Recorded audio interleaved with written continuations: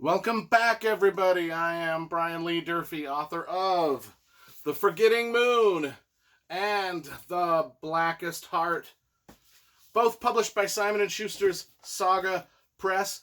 Today I'm going to be reviewing Everville by Clive Barker. This is his second book of the art.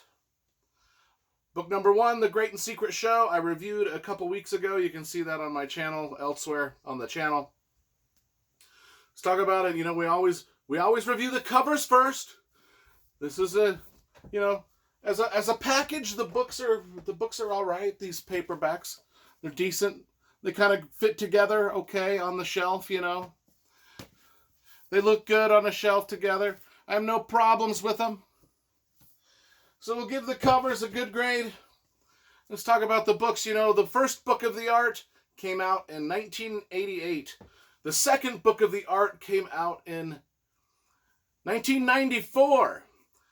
The third book of the art, because it's going to be a trilogy, still hasn't come out yet. So for all of you people that are angry that George R.R. Martin hasn't finished Game of Thrones yet, it's been 10 years since the last Game of Thrones book, or that it's been 10 years since Pat Rothfuss wrote his last book, and we're waiting for book 3 of Pat Rothfuss series. For all of you that are complaining about that, Clive Barker's Book of the Art trilogy. I don't know the math on that, but 1988, 1994, now what are we, 2022? That's got to be at least 75 years. I mean, no, more than that.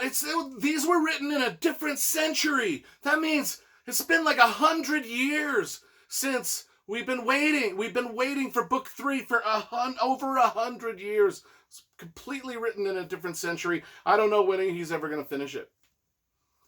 Book 3 of the art, but for now we've got The Great and Secret Show, Everville. Let's talk about these things.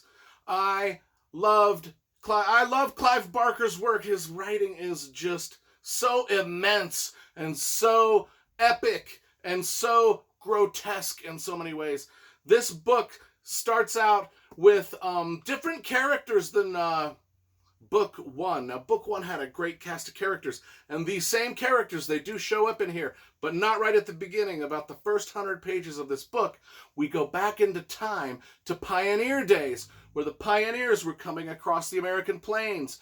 And it sort of harkens back to sort of the Mormon stuff, the Mormon angle that he had in this first book here, where some of the characters were Mormons and there was some history of the Mormon church. Well, now we kind of get to see sort of a parallel universe play out of the pioneers coming across the plains, and they have this dream of finding this magical sort of Zion that they call Everville.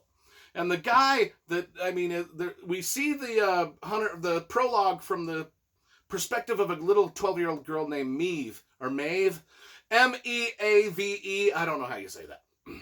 Anyway, she's 12. Her father is the one that is dreaming of this city, Everville, and his goal, much like Brigham Young when he marched the Mormons across the plains in pioneer days, Maeve's father is dreaming of Everville.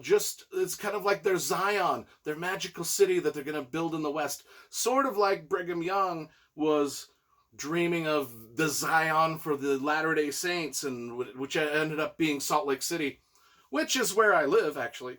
Anyway, so we've got some parallels here with just the Mormon religion and the pioneers that is kind of not hinted at, is very much part of both books. So what happens in the prologue is her father, Maeve's father, dies before he ever gets to build his Everville, and she sort of takes up the mantle of, now she's an orphaned girl traveling across the plains with strangers, but she still takes up the mantle of creating this magic city once they reach their destination. And then that's the prologue. We kind of get a history of how Everville started. And then we jump into our main story, which is a continuation of all the characters that we had in this book. And if you read this book, you know that it starts with these teenage girls going skinny dipping in a lake, and something in the lake sort of possesses them, and they all get pregnant, and they all have these children that have like strange supernatural kind of things going on with them, mostly involving a supernatural phenomenon called quiddity.